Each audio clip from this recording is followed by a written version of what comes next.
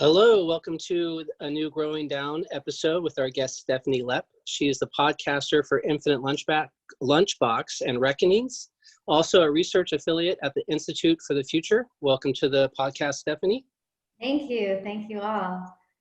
So one of my first questions right off the bat is, as short or as long as you want to make it, can you tell us a little bit about your journey on how you kind of came to integral theory?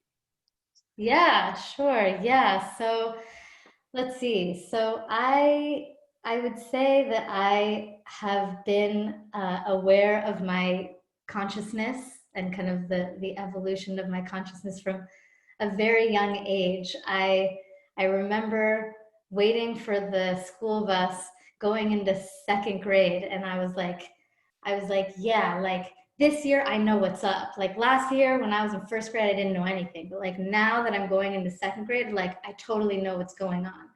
And then I noticed that I had that experience again going into third grade and then going into fourth grade. And at some point, and I don't, like at an early age, it was like, wait a second, I'm noticing a pattern here. Like maybe I don't totally know what's up right now.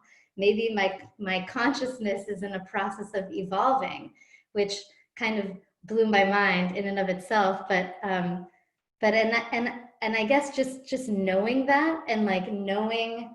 So as I was kind of developing my worldview, I was aware that that is what I was doing. I was like developing a way of thinking about the world, and I gave it a name. I mean, this came much later. I don't know when, like late high school, early college. I used to call myself a promiscuous, pragmatic pluralist. And it was only later that I discovered that there was actually an entire kind of like philosophy and body of work around that way of thinking, which was called integral thinking. And so I very much kind of came to integral, I would say, through the back door. And then when I actually read, the first thing I read was A Theory of Everything, Ken Wilber's A Theory of Everything. I had two reactions. One was like, dang, Ken Wilber, you articulated this like way better, way more articulately, with like way more meticulously researched than I ever could have imagined. And you gave it a much more sayable name than promiscuous pragmatic pluralism. And, the other reaction was just like, well, wow. I mean, how grateful I am to you for this work you have done, and that I'm kind of like riding this wave of collective consciousness with you and everyone else aboard the integral train. And so, that book has kind of remained, I've gone back and reread it many times, and it's kind of the gift that keeps on giving, I would say. But it's actually really only more recently that I've started kind of branching out into what we might call post-integral or integral left or meta-modern, or, basically kind of like catching up with the field. And I have homework to do. Like I actually would love to get it more into Gebser and like read some of these original texts, Gebser, Hanzi, etc. But as far as how that actually connects to me today or my work today, I'm an artist and a public thinker. The organizing principle that I use to kind of cohere my work is that of a mirror. So I make things, mostly media and experiences, that hold up a mirror, that enable us to see ourselves more clearly, with the theory of change being that by seeing ourselves more clearly, we can more creatively and playfully and deliberately, learn and grow and evolve, and on individually and collectively. And I can kind of bring that down to earth with two projects, if that's helpful, or like specific work, if that's helpful. Yeah, so I mean, there are various things in the works, but the two that are most publicly available right now are Reckonings, which is a podcast that explores how we change in all kinds of ways. So every episode tells the story of someone who made some kind of transformative change, from a deeply conservative congressman who made a dramatic shift, actually what he would call a spiritual conversion on climate change, to a white supremacist who managed to transcend a life of hate, to the architect of Facebook's business model, who built Facebook's business model and then realized he was addicted to his phone and had a reckoning, and has since devoted his life to tackling technology addiction. So it's been a diverse cast of characters, but the through line is really just an exploration of this question, how do people change? And how do people change in ways that connect to or scale into broader social and political change? And I would say even more specifically, it's really a look at how people change or evolve from, in a way, first tier consciousness to second tier consciousness, from certainty to uncertainty, from dogma to ideological liberty, and we can kind of go into that further. But the second project that I would mention, that's you mentioned in the intro, is the Infinite Lunchbox, which is a YouTube channel and a podcast that the public facing language is a fresh take on what's going on. But what I'm really doing, which I haven't been super explicit about to my audience, but I want to, is really just looking at current events and like this moment from an integral left perspective, from a perspective that integrates integral theory with progressive politics. And thus far it's been video essays, but I'm going to start playing with interviews and other formats. And so definitely philosophically and politically aligned with what y'all are doing with Growing Down, but like a little more choreographed, I would say. Cool. And before moving too far ahead, I did want to ask you about the promiscuous pragmatic pluralism and just how you arrived at that combination. I needed 3 Ps. No, I'm just kidding.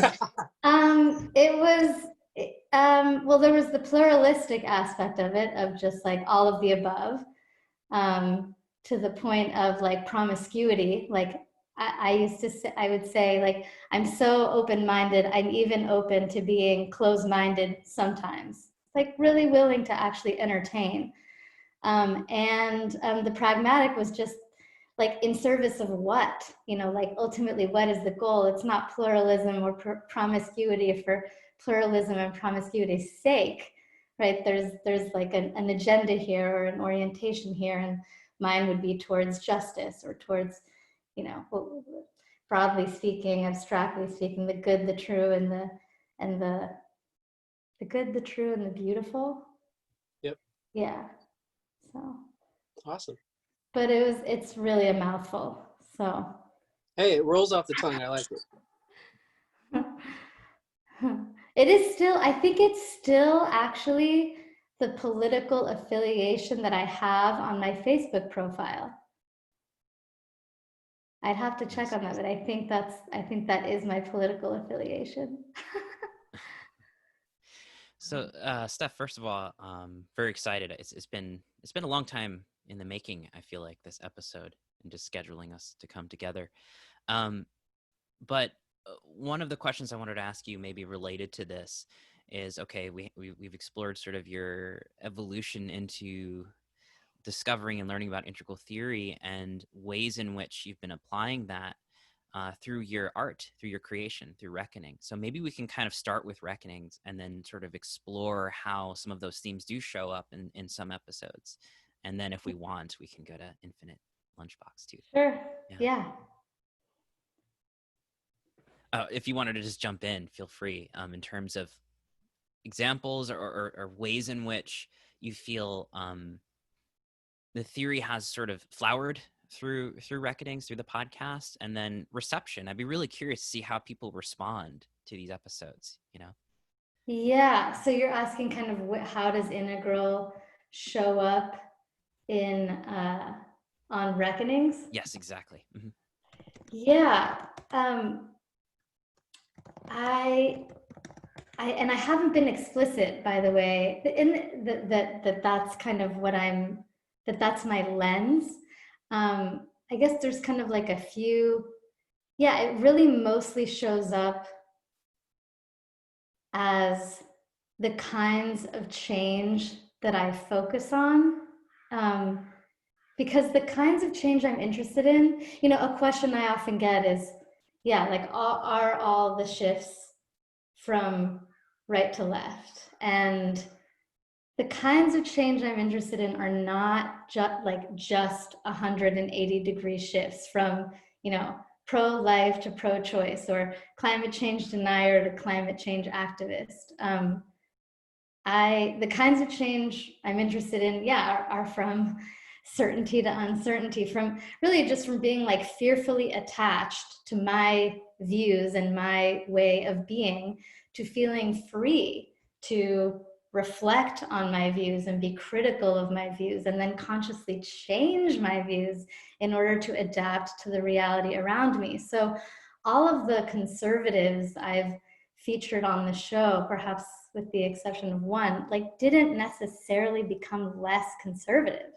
They just happened to change their views on climate change or gun control or whatever the issue was, and are now pursuing a conservative approach to those issues, but with this like expanded like awareness or like expanded capacity to be able to adapt their thinking in order to serve their goal. And so, yeah, I like ultimately what's interesting to me is not just a change in views, but a change in the way we relate to our views, like a meta change, we could call it, or what I'd call a reckoning, or what we could talk about in terms of, first tier to second tier, from I'm right, everybody's wrong, to every view has some partial rightness, although some views are more right than others. And I guess I would add two caveats to that. One is, these kinds of changes do tend to move in a liberal direction.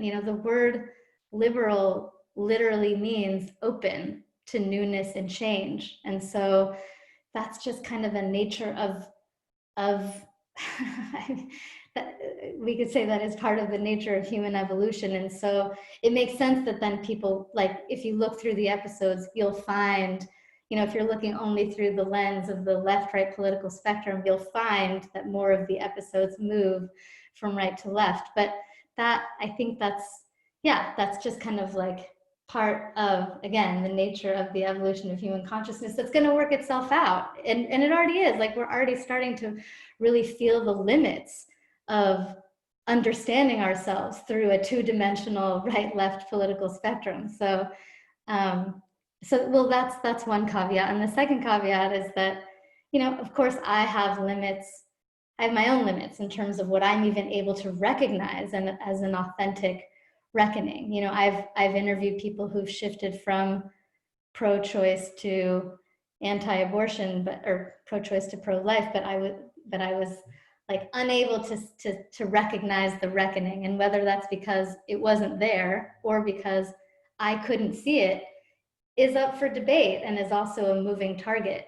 So I guess that's just all a way of saying, like, yeah, the kinds of change I'm interested in kind of aren't correlated with left, right? But because of like the nature of the kind of change I'm looking for and the nature of my own worldview, more of the episodes kind of feature movement in a leftward or opening up direction. Well, I found that to be really interesting. Like, right, I hadn't heard it framed that way, right? The idea of sort of shifting perspectives is implicitly liberal, right? Like, to change, you have to kind of be open to difference, right? It's not about rigidification or over specialization. It's about creativity, innovation, a side view, right? A side real glance, a different way of looking at the world. So, and that's actually a liberal, like, I used to assume that was a universal value, kind of like across the board. It's like, isn't everyone interested in becoming more open-minded? Not necessarily. That's not actually a value that's universal. mm-hmm, mm-hmm. Yeah.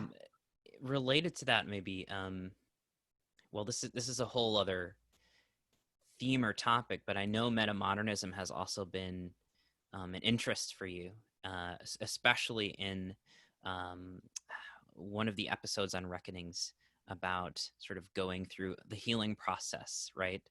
and the idea of fakeness and realness. Like, does it matter if an apology is Oh, real or fake? And I want to know if you want to go into that maybe a little bit, and we can explore that as well. we can't. So that, you mean the episode with the Pope? Yes, yes, yes. Oh yeah. Yeah, I could, yeah. So, well, that connects to a separate project that Ryan knows a lot about. So yeah, I mean, the way I could say it is I have my, like my wish list of guests, people I would love to have on the show, um, like the Pope. And I was waiting for the Pope to call me, and he never called me. And so um, I decided, why not write his reckoning for him? And so I'd never done fiction on the show, but I wrote a script and I had a voice actor perform it. And I really had no idea what listeners were going to say. And then, to my surprise, listeners really appreciated it. And I even heard from survivors of clergy sex abuse who found it really helpful to hear the imaginary Pope say the kinds of things that they would love to hear the real Pope say. And that I actually I don't actually know how that connects to metamodern. I would love to hear what your thoughts are about that. But to me, it's just, on the one hand, it's how amazing that we can like script something or synthesize something that like helps us heal, and definitely part of the intention with Reckonings and with that piece in particular. And this is something I discovered along the way. It started as an exploration of how people change, but what it's kind of become too is a model, is really like a model for how to respond to accusations of wrongdoing, or how to grow in public, really, how to like take responsibility for our actions in like an authentic and compelling and beautiful way. And part of what I see as my job as an artist is to make that model, like the authentic, genuine taking of responsibility, look and sound more beautiful, more powerful, more compelling than the deflect and deny playbook that we're so used to in the Trump era. And so yeah, there's working with people on the stories that they have, which had been all of the episodes up until then. And then there's also just like scripting it. If what we need is a new model for how to do this, let's just script it, let's model it, let's put it out there, and make it sound more beautiful and powerful, so that more of us are inspired to do it, so that our public figures are inspired to do it in public. And so we, like make more room for them to do it. I don't know Yeah. how that connects to metamodern, though. I would love to hear. Well, maybe Ryan could also jump in here too. But I understood this as a sort of a metamodern creative project, maybe implicitly, because especially with the humanities metamodernism, not so much the political, but as it's been used in academia right now, it's all this sort of oscillation between fake and real, right? Between authentic and performative, and that sort of, there's a kind of acknowledgement by this structure of feeling in our culture, and it seems to be showing up more and more, of like, actually it's you gain more insight by oscillating between the two, and even kind of showing up in both ways. So I just found that to be such a great expression of that, right? We have a scripted apology by the Pope, so it's fake, but then the genuine transformation and healing that can come through that performance is real, right? So Totally. I just found it to be so interesting, along those lines of what metamodernism actually means for cultural expression. That makes a lot of sense. And I mean, I feel like that just kind of emphasizes to me the fact that, yeah, I feel like I come to a lot of this through the back door. Not like, I'm not an academic. I haven't been like reading all the, the texts. It's just kind of like intuitively, like in the same way I would say for Natalie Wynn, it's like, it just is the way that we think, or whatever, and therefore like it's the way that we do our work. It is embodied in the way that we make our our art. And with that point in particular, I love that. Yeah, it's like, I mean, this connects to the whole post-truth, because yeah, it's not just about like, is it true or not? It's what is it serving?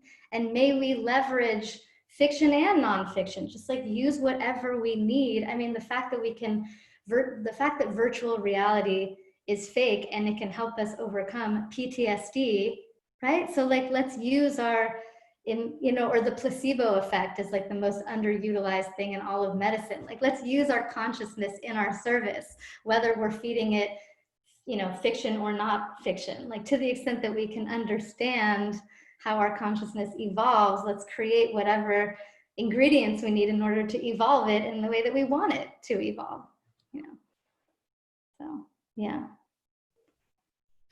Yeah, so maybe this is also a good way to switch tracks over to Infinite Lunchbox and talk about Natalie Wynn, right?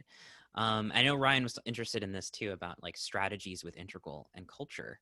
And there's this sort of larger theme that you yourself are expressing by like kind of intuitively coming to these insights and innovations, and then also kind of going like, hey, you know what, this is showing up in culture. So what happens when we engage people in culture makers, and bring that kind of meta awareness to them? And I think there's been some very interesting reactions to your Natalie Wynn video. And we've gotten I have to thank you as well, because on the Integral Left Facebook forum, we've been getting so many folks who joined, because you have to, apply to join. You just have to enter like a little questionnaire. Oh, yeah. Agree to the rules. But people say, oh yeah, found you through Infinite Lunchbox. So I have to thank you for bringing in so many interested folks kind of in this integral space. Oh, you're very welcome. My pleasure. But yeah, just the Natalie Wynn video. Maybe you want to talk a little bit about that and what your thought and creative process was behind that video. That was so. What was the thought process behind that video? I guess it's just something that to me has been kind of clear from the beginning of like experiencing her work and loving her work. And for people who don't know her, ContraPoints calls herself an ex-philosopher. She's a philosophy PhD dropout turned YouTube personality performance artist. She's a trans woman YouTube personality performance artist. I call her a magician because she is capable of making social justice sexy and beautiful and artful, which I think that's magic right there. But yeah, it's just been clear to me from the beginning. To me, it just, that she was speaking integral, and that what she was doing, she does these really brilliant dialogues. I mean, I would call them integral dialogues, basically, where she's playing the different memes in the spiral. She's got green, she's got orange, she even has blue. And then the chorus is what's integral. But she plays all the parts not as straw men. Like, she really steelmans these different characters. So you really get the strongest version of each and see the partial truth of each. But because I'm pretty sure she doesn't know about integral philosophy is my sense. Like, she has a very, like, I'm an undergrad philosophy dropout. Yeah, we're I mean, what you learn, and at least what I learned, and I think what she was learning, is not integral philosophy. It's like, it's classic philosophy. It's Greek philosophy, and like mostly Western philosophy. And so I think that's kind of her reference point. And I just see, I think she's speaking integral. I think she doesn't necessarily have that language. And so therefore she kind of gets like cornered a little bit into like green, or gets kind of like cornered by her detractors in certain ways. And my thought was, I mean, and I don't know, maybe this is a little shameless, although I try to do it in a humble way, like to introduce, to demonstrate how she is speaking integral, with the intention of both, ideally helping her kind of maybe see where she is coming from in a way that better helps her like articulate what she's doing, and kind of like defend herself against her detractors, and maybe like rekindle her love for philosophy, even like through a whole kind of new world, but also her audience. to do the same for her audience, because I think a lot of people in her audience, similarly, it's like when they're trying to defend her work or even understand what it is that they love about it. And that's actually exactly what I've heard from the responses to the videos. The main response has been like, wow, thank you for helping me understand why I love her work so much. And like how it is that I'm thinking, because that actually really resonates with me. And for a lot of people, same thing, backdoor. It's like, that is how I think. I just didn't have a name for it, or I didn't know that it was like a whole body of work that I'm now really curious about. So now I'm going to join the Integral Left Facebook group. Yeah. It's interesting you keep bringing up the back door, and I think one of the most neglected of those transcendental ideals is that beautiful aspect to that, maybe the upper left. And just wondering, when you talk about that seductive role that it plays in sort of the videos that you produce, how is it, do you think, you're using seduction to bring people into this sense making that you're doing online? Seduction. How am I? I don't know if how am I using seduction? Oh, well, I guess, no, I think if I understand your question correctly, I just want to, by the way, I just want to say before I forget, I kind of want to do the same thing for Krystal Ball. Not that she would ever see it. I mean, if she would, that would be amazing. But because I think same thing with her. And she sometimes gets cornered into more of like a green thing because she doesn't quite like. So anyway, I'm just going to plant that seed for a second. But Yeah, for sure. Yeah, I mean, I think it's just as simple as like, most people are not as interested in getting nerdy on the philosophy as we are, you know, or the majority of people. Like they don't necessarily want to like read a book about integral theory. They just want to like use it or see it being used or resonate with it, or right. I mean, ultimately use it in order to understand the world and navigate their lives. And so if I understood your question correctly, I mean, I think there's just a lot of value in doing in like embodying integral in a creative and artful and playful and fun way that isn't as didactic, I guess. Like it's interesting, even not, I'm actually kind of like realizing this as I'm saying it, I actually gravitate towards the didactic stuff. I actually do love, but maybe that's kind of my way. It's like I wanna read the didactic stuff and really learn, and I do have more homework to do, but then I want to like translate it into a form that is that you know, as you would call it, is more seductive or has more kind of like broader mainstream appeal. Yeah, so you identify as an artist. So do you, and just sort of asking you this, do you find the value in more of the kind of producing pieces, and you get that sort of, I don't want to call it a high or whatever, but that's the value? And obviously you're combining that with the didactic piece of it. But do you, I mean, are these, is your ultimate goal the creation and the act of producing, and that's where you find sort of your joy and your bliss? You know, I haven't asked myself that question in that way. If I look at all of the things that I want to do, if I just like put all like my dream projects in a big pile, yeah, probably more of them are doing exactly that, are kind of like translating, like, for example, this is a totally absurd idea that I don't know if I could, but like one thing I would love to do, and it really comes from this way of thinking, but it's not making it explicit. Like I would love, I think Van Jones is the person who could get this done. So if he could get, he's on CNN, right? Okay, so if he could work out a deal where CNN and Fox traded 1 hour of programming. For 1 hour, CNN gets to show Fox's audience whatever they want to show them.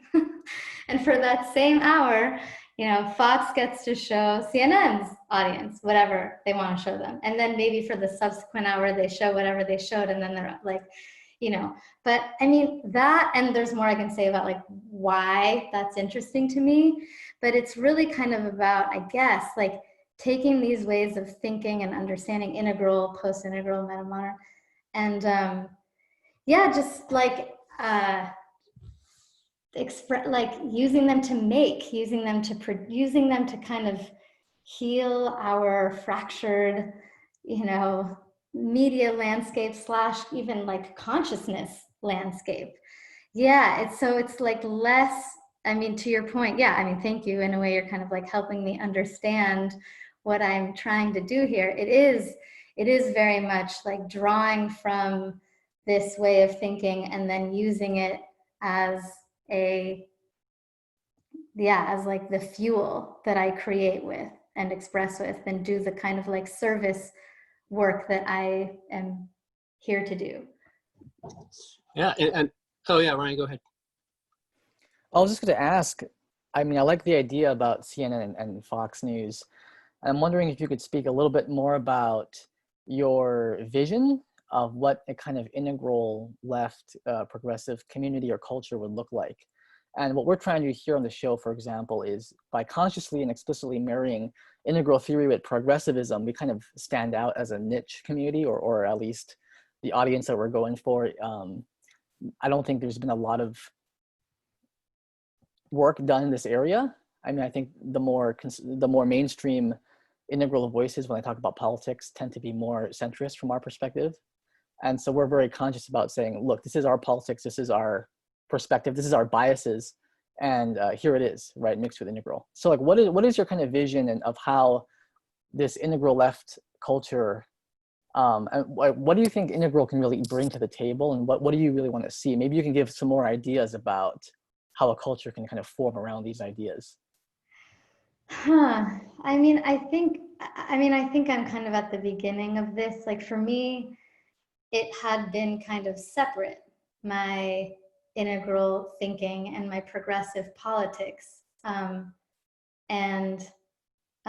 part of it is just like, wait a second, observing that and inquiring into that, and why is that separate? And I guess, really, I guess I'll answer the question too, is one, what can integral bring? Well, it can help us move into second tier consciousness, for one. It can help us go from, from all of this, I'm right, everyone's wrong, whether you're orange or green or whatever, to actually coming from a place of, which I think Natalie Wynn does, which I think Krystal Ball does, both of whom are, I think, just like such helpful voices right now. It, move us to a place of everyone has some partial truth, although some truths are more comprehensive than others. I think there's a reason why Natalie's work, or ContraPoints, is on fire. I think there's a reason why Krystal Ball is on fire. People are hungry for this. They don't necessarily know even what they're hungry for, but then they see it and they recognize it because it's honest and it's fresh and it doesn't have all these sacred cows, and it actually questions everything and it acknowledges the rightness wherever it lives. So that's kind of like one piece of it. But I think the other piece really is like, I posted about this in the Discord, this question of like, does inequality matter within the context? Is there such a thing as like inequality of consciousness? Like, does it matter that there's such a spread? Like there's so much inequality within the spiral, let's say. And I actually think it does matter. I do believe that human consciousness cannot get too far up the spiral if too many people are too far down the spiral. And I'm like cringing as I say this, but I feel like you guys can understand where I'm coming from. Like they're in collective liberation terms, like, yeah, perhaps it is true that none of us are fully evolving unless all of us are fully evolving, which has major implications for people who care about the evolution of human consciousness versus just the evolution of their own consciousness, right? It just like justice therefore matters if you care about the evolution of human consciousness, which I think is big. I think that therefore demands that people who care about consciousness pay attention to justice and pay attention to politics and pay attention to it in a progressive way. So yeah, that's Yeah. Does that leave out though? I mean, for me, again, kind of maybe not going exactly with what Ryan's is saying is I still think there's a value to perhaps not leaving the conservatives behind, using that own analogy. If there is that spectrum of consciousness, and if we are concerned about each person getting to that next level, how do you know, what role do people that identify perhaps at a higher level play in sort of bringing people, scaffolding to the next sort of level? And so I guess kind of riffing off of that, I'm curious, in your perspective, if you had your dream and your wishes and you were able to get CNN and Fox to agree to that, what would CNN play and what would Fox play? So that's what's interesting here. That's like, I mean, at least CNN has Van Jones. I think, I mean, I have like my, I don't know. I haven't like come up with like what I would want, you know, CNN to play, assuming I'd be like doing more, I'd be doing the consulting for them or something.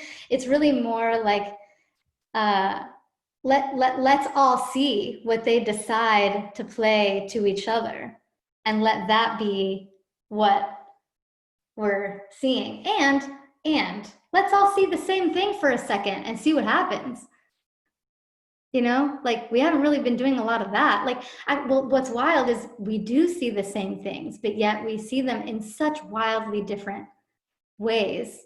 I guess like things that are going on in the world, but yeah, it's more, I mean, yeah, so I'm not really answering your question of like, what would I want them to show each other? It's more like, let us see what they decide to show each other as in and of itself, you know, a lesson. And like, I don't know, like for the sake of just like having a moment of all watching the exact same thing, let's just do that almost as like a I don't know, like an experience we haven't had in a long time. this old ritual of all just watching the same thing together. Yeah, I know, just sort of listening so far to what you're saying and stuff. In my experience, usually talking to people that identify kind of with any perspective, there's inherent biases that maybe you're aware of that perhaps the other person isn't aware of. And while you can't directly just call that out, I think playing into that seductive role, you have to kind of do it in a way in which, you know, you're trying to illuminate perhaps some of those biases and see if they can themselves see it. And then the other question can come into, well, if they can't see it, what sort of underlying beliefs perhaps makes a person sort of stick to a way that prevents them from seeing a bigger picture? And that was just my take on sort of what you were saying with the CNN Fox thing. Yeah, I mean, you're kind of bringing back the mirror a little bit. Yeah, it's just like holding up a mirror. Yeah, cool. Yeah, I just want to mention my latest kind of crusade or mission that I've become really passionate about in the last few months, especially with the whole George Floyd incident and all of the racial turmoil that's taken place in the last few weeks.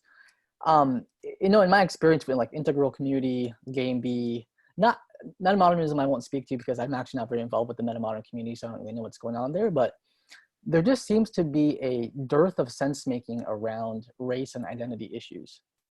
And it's become a bit of a pet peeve of mine and Brent Cooper's as well, because I feel like in that void, a lot of very unconscious or reactive sense making is taking place, right? It's being filled with a lot of, it's like, how do I say it?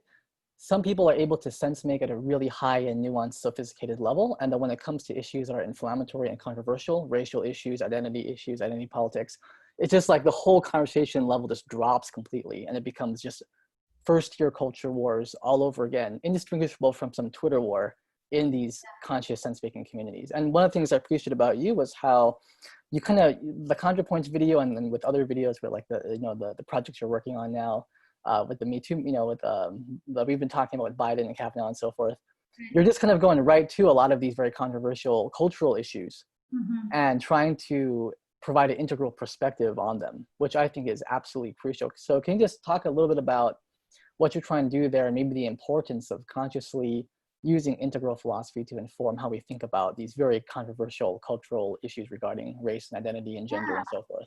It's funny, people kind of have told me like, oh, you know, me too, my husband, you know, and I guess just to give a little, like put a little context on this, the project that you're referring to. So the episode with the Pope was actually an audio prototype of a video project that I'm working on. So I imagine folks are familiar with deep fakes, fake video, where you can make it look like people are saying or doing things they never said or did. And a lot of it is, you know, it's like funny, like sticking Nicolas Cage's face in a movie that he didn't act in, but a lot of it is, 96% of it is actually involuntary pornography, sticking someone's face in a porn movie they were never in. And then, you know, if we're already where we're at with political misinformation, we can just all imagine the darker turns that things can take once you get video in there. And, you know, per the creating a new model, I'm basically using deep fakes to take reckonings in a fictional direction. So if Brett Kavanaugh had a reckoning with the way he responded to the sexual allegations against him, what would he say? And what would that look like? And it will be absolutely explicit that it's fake. And, you know, this is not parody. I don't know if I would call it the opposite of parody, but I'm not trying to make him look like a fool. I'm actually trying to imagine him with extraordinary moral courage and have him speak from that place. So, you know, with the question being, you know, how can we use our synthetic selves to elicit or envision our better angels? And yeah, people have warned me with Brett Kavanaugh in particular. It's like, you're just walking into a minefield, you know, like why walk into Me Too? And I guess, I don't know, I just feel like with armed with with integral thinking, things just, because you can actually hold all the partial truths with it. And then it's like not so scary, because you are speaking to the partial truths that everyone is holding, you know, to the conservative, like per Matt's point. And so, yeah, I mean, and this is similar to Natalie Wynn, similar to Krystal Ball. And it's funny, they both have been canceled, you know, by the like woke, super woke. And I mean, I'm going to get it from all sides, right? From Brett Kavanaugh, it's going to be like it's going to be all the way from like, he doesn't deserve to have his apology written for him, all the way to like, he didn't do anything wrong. And therefore, you know, and, you know, my creative challenge to myself is to produce something that would neither alienate the person that it's about, and like speak to that person's critics, which may be a non-existent overlap in the Venn diagram, but I am like committed, you know, and like integral is what is helpful to like carving out that tiny little overlap that's there, you know, or like finding it or making it or expanding it. And so, yeah, I mean, I guess I just feel more capable of getting into these really like hot cultural issues because, you know, because of this way of thinking allows me to see these partial truths and therefore speak to them, you know. And there's this anecdote, I'll just mention this. I don't remember where this came from. You guys have maybe heard of this, of like, you know, the integral person goes to a party. Have you heard this? So this, you know, this like yellow meme goes to a party and they're having a conversation with like blue and orange and green, and blue and orange and green are so like annoyed at each other.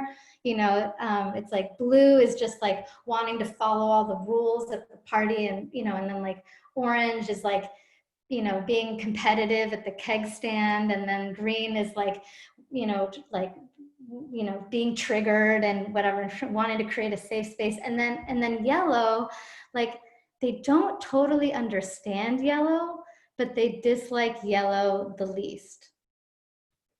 And it's like, that's kind of like, I don't know, that might sound like an unambitious goal, but to be like dislike the least, but I think there's something there. And I think if you look at like who is critical of, or like the ideological diversity of the audiences and detractors of ContraPoints, of Krystal Ball, like you'll see that like, they're kind of like dislike the lead. There's, I don't know, there, yeah. So I don't know, all that to say, I feel more comfortable going into these hot issues because this way of thinking kind of creates, yeah, and like new opportunities for seeing things that are like integration, really. Yeah. So maybe we could go into this question of one of the topics we talked about possibly exploring, and I feel like we kind of have already, but it's sort of circling back to it, this connection between personal transformation and collective transformation or collective cultural evolution, right? This idea that changing of one's perspective, of creating moments of empathy or transformation, right? A theory of change of the individual and how that's related to cultural change. I think just to preface that too, what you're doing in these projects is really kind of hitting that middle space, because it's a cultural project you're doing. You're participating in a cultural conversation, right? Brett Kavanaugh or the Pope, etc. ContraPoints. These individuals are already kind of this attractor point of all of these different positions and polarities, and they're all kind of debating with one another. It's already kind of part of this cultural conversation. And I think it's interesting as a kind of an art practice, as a kind of a theory practice, you're kind of jumping into the middle of that and doing exactly what you're talking about. So I don't know if you want to unpack this a little bit, where I'm going with this. Yeah, and you're right. I mean, that is exactly what I'm playing with Reckonings, is the relationship between personal and social change. You know, the idea that like big change out there in the world, you know, also manifests in here inside of us, you know, and that therefore we can, I mean, we must be the change. But how does that actually happen? And I mean, yeah, I mean, that happens, and this is perhaps painfully obvious to you, but that happens by actually integrating the practice of personal and social change. You know, from the social change side of things, you know, if you're involved in activism or community organizing, or, you know, ask yourself, like, how is that actually changing you? You know, I loved how David Hartful talked about activism as a venue for doing shadow work. I think that's brilliant, you know. And then from like, similarly, from the personal change side of things, you know, if you're involved in some kind of practice of personal growth, or, you know, meditation, or whatever it is, like, ask yourself similarly, like, how is the rubber meeting the road? How is that actually changing the world? How is that having some kind of, you know, social impact, whether it's in your family or neighborhood, or, you know, your broader community, the world. And in terms of, I also think about this in terms of kind of like social change strategy, like engaging the personal with the social. So, you know, for example, you know, as we move, we know that we need to move beyond fossil fuels, and we also know that fossil fuel-based industries like auto and coal represent not just jobs for people, but identity, you know, and meaning. And so where is the personal aspect of you know, of like climate change activism? Like, what if the same way that we like eulogize people when they pass, what if we somehow kind of like ritualized auto factory and coal mine closures, you know, to like help people come to terms with the shift away from fossil fuels? I mean, that's like engaging the personal in like a social change strategy, I guess you could say. And I'm actually going to even go further and probably ruffle some feathers here, but what if we did that with Confederate monuments? I mean, that sounds insane, and yes, they were built to endorse the horrors of Jim Crow and white supremacy, but they've also come to represent so much more than that for a lot of people.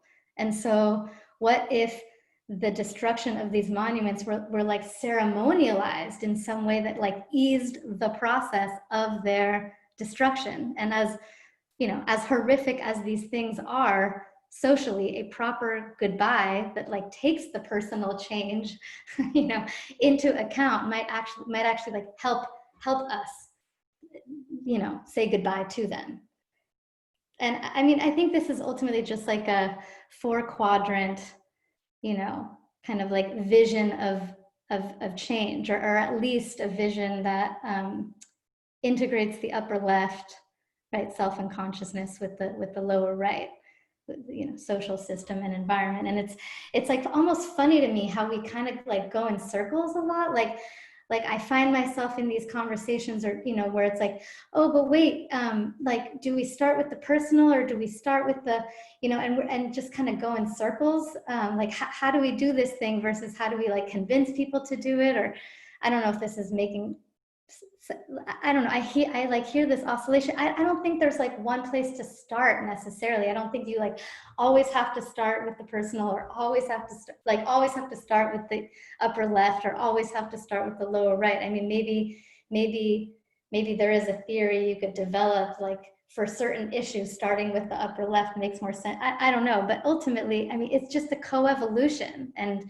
it's between the personal and the social. And so, you know, it's yeah, to me, it's just a matter of engaging both, I guess, you know. And we can even use the term, Ken Wilber has the term integral transformative practice. I mean, we can think of it as an integral transformative practice, where transformative is referring to personal and social transformation. Like, what is the integral transformative practice for around this issue, whatever the issue is? Well, I think you kind of answered our earlier question about what does an integral left look like from your perspective. Yeah. I know you said you're still like learning, but and sort of taking this all in. But to me, like that's a wonderful answer, as good as we've tried to throw out there. But I would say for sure that you know, Wilber even says like a transformation, like why people develop, framing it in his words, is a mystery. We don't know how someone moves from this stage to this stage. Ultimately, there's a strange kind of liminality between those different phases, like why people grow, why people change. And so I find it very interesting that it really kind of requires us to develop some kind of creative a praxis or practice where it's not merely systematic, right? Like you really kind of have to create a field and even almost a performance. And even you have, like in reckonings, there's even perhaps some fakery involved, right? In virtualizing and synthesizing. And something can happen there, you know, not always, but something can happen there. So I really appreciate that. And the other element I was just going to bring in was you're talking about like making this a more meaningful closure or transition, right? Like getting rid of these statues is one example. It really kind of helps us frame that so many of these events right now, like the toppling of statues, or not, or framing against them as like, oh, these guys are anarchists and vandals and they want to topple society. These are all kind of meaning-making battles, right? Like Totally. we weaponize meaning-making all the time. We're just not literate about it. So what happens when we come in with a different kind of intentionality, like the kind that you're attempting to do, I think very successfully through your podcast and through your YouTube channel, it's like there's a different intentionality going into that process. But I think the process of literacy around meaning making is both individual and collective, just naturally, right? Like Nora Bateson has that line that just, I kept hearing it as you were discussing. We have to solve our problems by solving everything at once. Like you can't do it piecemeal. You can't just the individual or the collective or this area of society or that. It has to be somehow everything at once. And that how we do that, you know, that's what we're still trying to figure out. But I think certainly taking the whole attitude in mind and going into it in that way is where we start, at least. So, yeah. Yeah, totally. I like that. I hadn't heard that Nora Bateson quote. Thank you. I guess one of the things that's popping up in my head here, I was watching, I'm not sure if you guys have seen it yet, the 13 documentary on Netflix. Have you guys seen that? I started watching it last night, and I was kind of reflecting back on what you said earlier, Stephanie, about moving in a liberal direction. And they were talking about how in the 90s, Clinton sort of went and sort of took on the sort of more of a conservative policies of more jails, more prisons, etc. And sort of just prior to the 2016 Clinton run, actually went in front of the NAACP and apologized for that direction, admitted it was wrong. But some of this sort of, when I hear about theory of change, and I think it's more easier on a personal level, but collective, you start to move into these camps that maybe aren't so willing to give up what I see as power, right? So maybe why these monuments still exist and the base names with the Confederate generals still exist, it is a sense of power in the whole identity of perhaps the collective here in the United States. And so how, and you talked a little, and I might be combining too many things, so if it doesn't make sense, just let me know. You talked earlier, I forgot what example you brought up. I think it was the climate change conservative that talked about like a spiritual conversion. Mm-hmm. And so for you, do you see sort of these, when you see a movement or a reckoning, do you see that as a spiritual thing? It certainly can be. Spirituality has been part of it for a lot of people. Yeah. Do you, I guess my question that you brought up, the integral transformative practice, do you have a connection to an upper left spiritual practice that you kind of bring into your own artwork? Yeah, so I was raised Jewish, and not surprisingly to anyone who is familiar with Judaism at this point, my favorite holiday is Yom Kippur, which is basically a day of reckoning.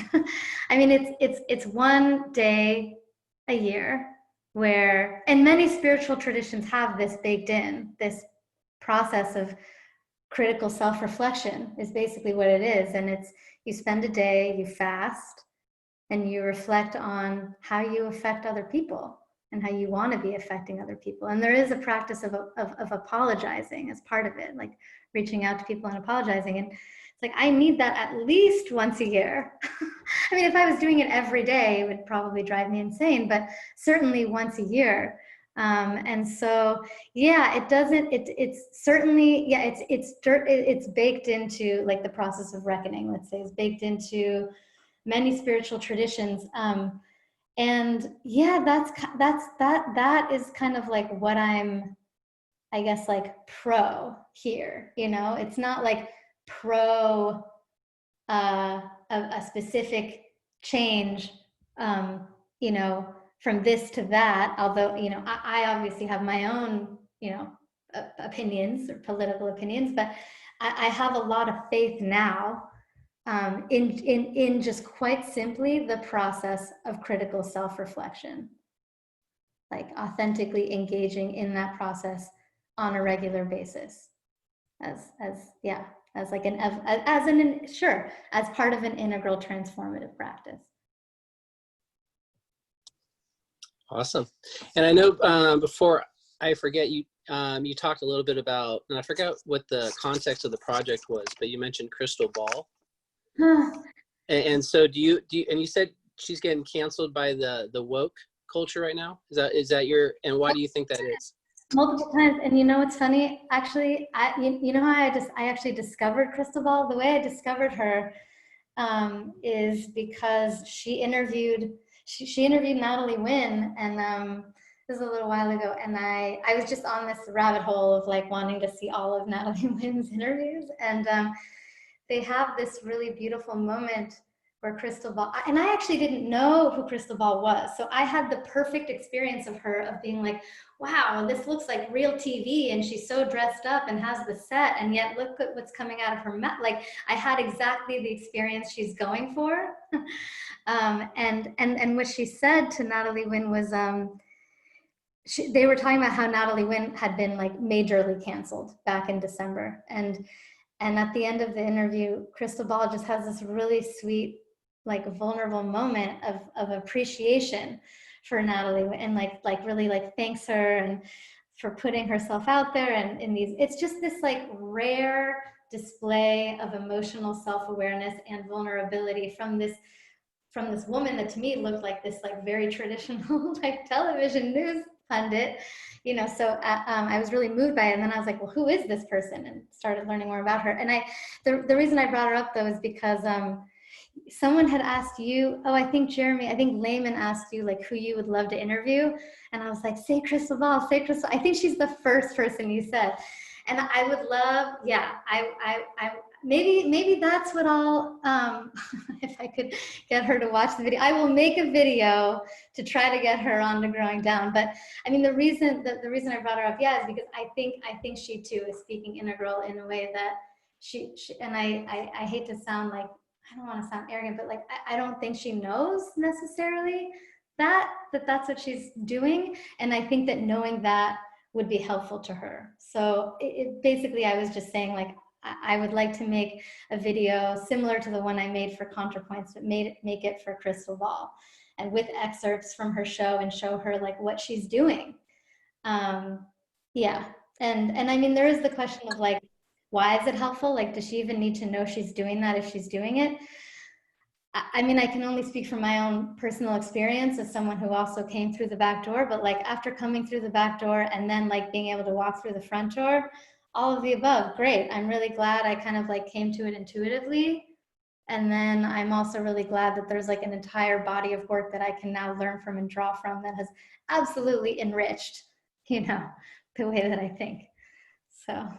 For sure. Yeah, no, that's great that we both were on the same page about her and just what the Hill is doing in general. You know, I even think, you know, some leftists have really went against like Sagar and Jetty online too, so he's been kind of canceled as well. Or like Krystal Ball has been canceled for just being on a show with a conservative. Totally. Just being there with him, just showing up together and doing the show together is enough. So yeah, it's a difficult landscape socially to navigate. And the reason why I brought up Krystal Ball, maybe it's a similar reason, is exactly the same reaction you had when I first saw the show. When I first saw the Hill, I was like, okay, this is like some kind of like, you know, mainstream news channel, but then they're talking about revolution and Bernie and economic populism. I was just blown away. It was just a YouTube algorithm that just recommended it next after one of my more leftist shows. Maybe it was Michael Brooks or the Young Turks or something. And I was like,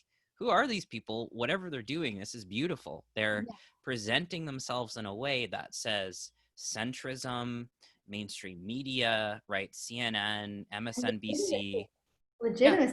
Yeah, legitimacy, right? And yet they're doing some jujitsu with that, and I just love that. Again, that middle space, that interesting space where they understand the cultural language, and yet they take a much more left-leaning position. Even Sagar, you know, just in terms of economic populism.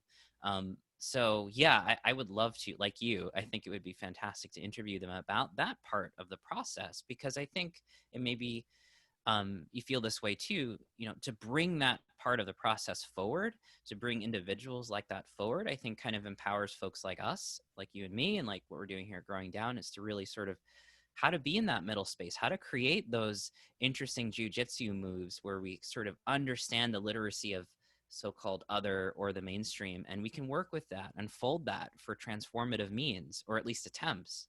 I think it's just so good to see that going on in culture. So yeah. Totally. Yeah, I think you guys should be like, or whatever, we all should be like rotating guests on Rising. or into, yeah.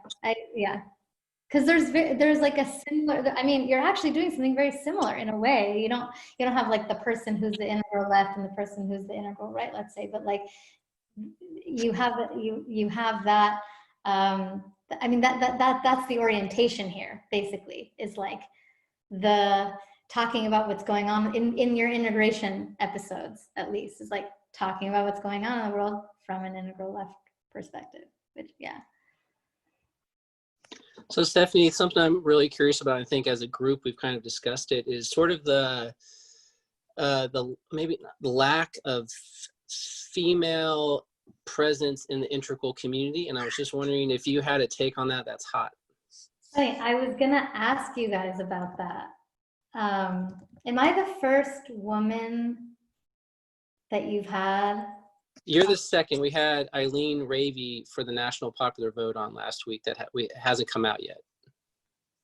It's not intentional, of course, but just wondering what your thoughts on sort of, you obviously come through this journey and arrive through the back door.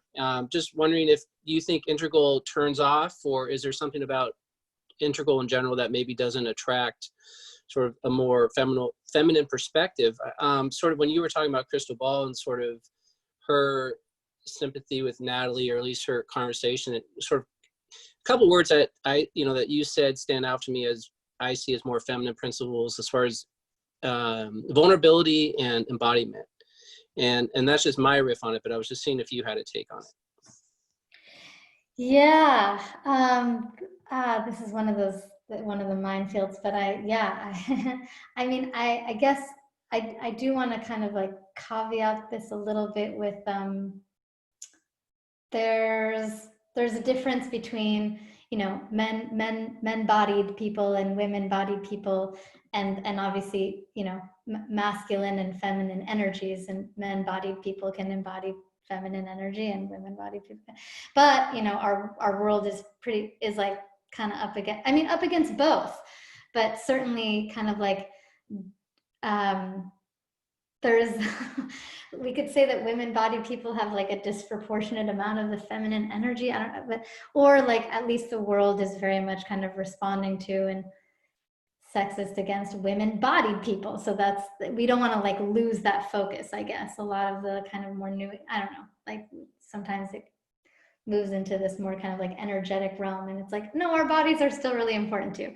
So all of the above. But that said, yeah, it's funny. I've heard, this has come up on a lot of the, like, it's apparent to me and to a lot of people that a lot of the voices that we hear in the integral, metamodern, game B space are the voices of white men.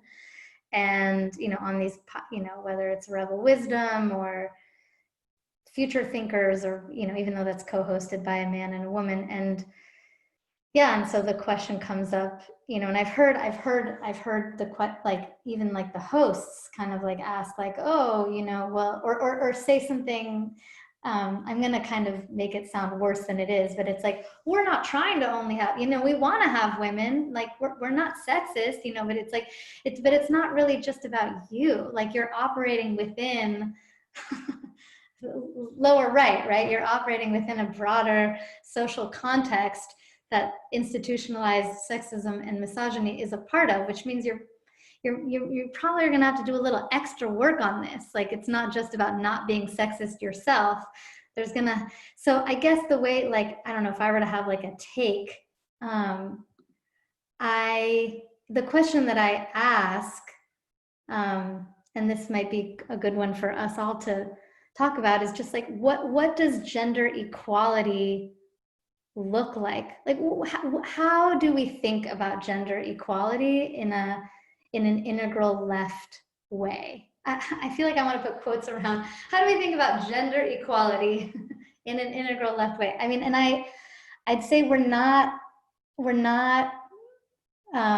trying to achieve some kind of like contrived flat balance between men and women, although that might actually be a necessary interim step to kind of deal with the institutionalized sexism that we're up against. Like, we might actually have to create something that feels really flat and like affirmative action-y, or something that people don't like feel is right. But on the way to, like, where are we ultimately trying to go? On the way to something that is more like a rightful expression of women's and men's voices, or a rightful expression of feminine and masculine energy, where it's no longer just like flat, like you get one turn and then you get one turn, but it's dynamic, it's adaptive. It's like, under which circumstances does whose voice need to be heard? I mean, I guess it is starting to sound like just like an integral perspective on gender equality, but that's, I guess, my, I mean, if we're going back to just like, is there a problem here and what should we do about it? Like, growing down wise or rebel wisdom wise or anything wise.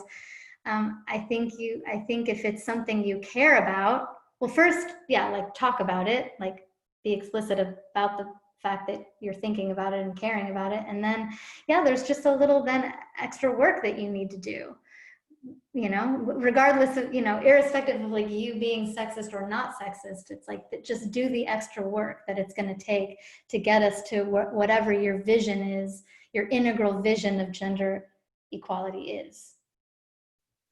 We have about 15 minutes left, and this is exactly the conversation I wanted to have today. So I'm getting excited. So I think about the general subject of gender or race, I'll throw race in there too, because naturally that's something I'm more interested in.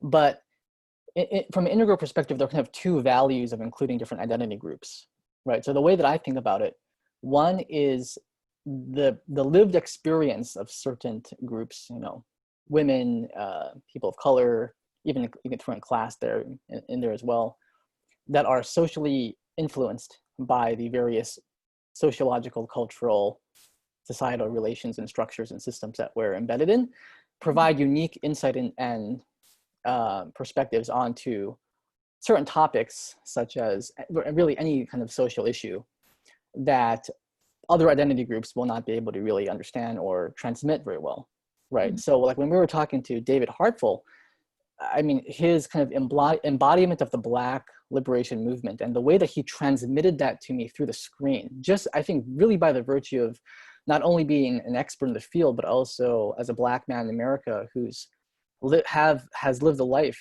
and has had the experience of being Black in America. Like I can read all the books I want to, but having him talk is just like, wow, like it is such a different world and such a different perspective and such a needed perspective. So that's kind of like the internal value of that. The external value, I think, is also, of course, a classical argument in a lot of green circles about having diverse representation is empowering for people of those same groups who feel like their group is being excluded from the conversation. Mm-hmm. And so I do wonder if the lack of diversity of both gender and race and so forth in integral and game B kind of spaces is kind of a vicious circle where more minorities or women or whatever are like, screw this, is just monopolized by a bunch of white men. I don't feel like my perspective is really being voiced. And like, for example, if I can go after like Ken or other people in the mainstream integral spaces, they'll say a lot of things where I'm like, as a minority, I just completely disagree with that. Like, I've had a completely different life experience and therefore have a different perspective. Doesn't mean mine's better. I'm still biased as a minority, but it's a different perspective that should be on the table that's not being included here. And I'm just like, screw this, I'm not gonna listen to this anymore, right? I'll start the Growing Down podcast and give my opinion. Mm-hmm. So that's kind of the way I think about it. And how to go about doing that. I mean, I do think that there really are a lot of, oh, my computer froze. We can still hear you. We hear you. Yeah. Oh, I think he's frozen now. So any riff on that? Oh, he's back. Ryan, go ahead. Sorry. Yeah, it's been happening the whole time. But no, yeah, I could be done there. Like I guess what I was just saying was how to go about doing that. I do think that there are people out there who are giving these different perspectives. You just have to, as you were saying, we have to just go out and find them. Yeah. Yeah, and I'm happy to, I've actually been planning to do a Infinite Lunchbox episode on this specific topic, and I have some women I've been talking to, and I'm happy to like, give you some recommendations, but I think part of this too is like you doing the work, and I feel like I can just say that to you and you won't get defensive and it's not weird. It's just like, yep, we care about that. We're integral left over here, so let's do that work because this is part of, this is like making the message the medium or it's like being it the way that we, embodying it in the way that we communicate about it. So, yeah. Exactly. Yeah, this is something I've noticed since I've been way back in the 2000s with the integral community, just the lack of people of color, the lack of women creators, right? Like there's just been a lack. And I think part of this, part of the reason with Growing Down, like 2 of the 3 of our trio are people of color. I'm Mexican American, right? So we've been trying to do a sort of a counterbalance to that, but I do think you're right in the sense that in order to do the work, I think we actually have to go out of our way. Like you're saying, like it may be a little awkward to kind of like try to make things balanced at first, but I don't see any other effective transient strategy in the interim to actually kind of propagate and promote and create space for, because just not doing it and just kind of not acknowledging it, or at least, or just saying that we care about it and then going on with just a plethora of just white dudes talking to each other on podcasts about, meta theories, there's a kind of comedy behind it after a while. So yeah, I don't have a good answer for this question either, but except we have to just show up and attempt, and try to represent better. So we can think of this as part of the, evolution is beautiful, but it's not pretty. Like it might just look fake and weird for a while, and we might like overshoot a little bit in our process of like groping around to find our way. But like we care about where we're trying to go here, so it's worth it. Exactly. Yeah. And I feel like you're speaking in a macro sense of the whole cultural dynamics right now, because that's sort of what writ large has been happening, right? There's the critiques against the left have been, oh, you guys are going too far. And then even misunderstandings of the left have been, oh, you want everyone just to be like flat and equal, and you don't want anyone to have excellent, all of those kind of straw manning of the left have been sort of against that argument. But I think an integral perspective helps us keep that in context, that this is really a transitional phase that really needs to happen. And I actually have kind of like a theory about that. Like I actually wonder sometimes if going too far with green, like overzealous green, is actually what creates enough potential energy to propel us into second tier. Like it's no accident that second tier comes after green. So maybe, and maybe I'm just trying to like tie a bow on it or something. But I do feel like there might be there just is a possibility that like we have to engender an enormous backlash in a way in order to like make the biggest, basically what is the biggest leap in the history of the evolution of human consciousness. So I think that's a good theory, to be honest. We need to dive into that for like a whole other episode. Well, I think we're circling around a pretty good target. Ryan, you brought up I'm interested when you talked about what perspective when Wilbur was bringing up that you said, well, screw that. I'm just going to go to, start my own podcast. And Jeremy, you've also talked about, I know in your Gepser community, and I know on the Stoa, it seems to be a little bit more balanced as far as male and female. And I guess going back to my original question to Stephanie is, do you think there's something, for example, I don't think integral excludes women, but my question is, there something more an integral community can do to seduce or attract women into it? I think just find them and invite them. I think we can come up with all kinds of ideas about like, I don't know, like whether there's something inherent to integral or to women or to femininity. I don't even know if those are like interesting or worth, I don't know. I mean, to me, it's just like, if it's something you care about, find the women. That's what I did. I was like, I want to do an episode about women in the integral / game B space, so I first reached out to Bonita Roy, and there is a lot there. There's like a lot under the surface. And I actually think that, I think I mentioned this on the Discord. The Harvard Business Review did this thing a couple years ago where they asked all the like top business leaders like who the thinkers are that they most look to, and the names that came back are like business thinkers that we all know. And then they asked those people, who are the thinkers that you look to? And then they got this list of people that like no one had ever heard of. And I think if you did that within this context, you would actually find a lot of women on that like second level up list who are less like prominent like on the media circuit, but are very much like producing a lot of the ideas, that a lot of the thinking that we're using and integrating and then being spoken about by more by white men on a lot of these shows. So I would say, yeah, just look for them and find them and invite So it them. sounds like you've done a show on that, Reckonings or Lunchbox? We had a conversation, and then but there's actually just so much here. It felt more like an internal conversation between 5 of us than it felt like something that I like made sense to like release publicly yet. But I mean, it's a conversation that's ongoing. It just hasn't like been aired. But I think there's like a lot under the surface here with this topic. Yeah.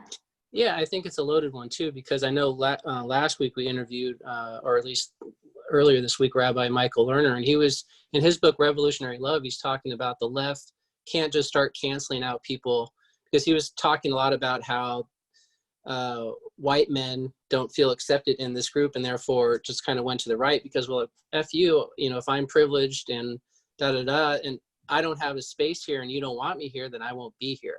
So I think it's, talk about earlier with Jeremy's oscillation, really kind of being able to balance both of these things and trying to find like, where is that sweet spot?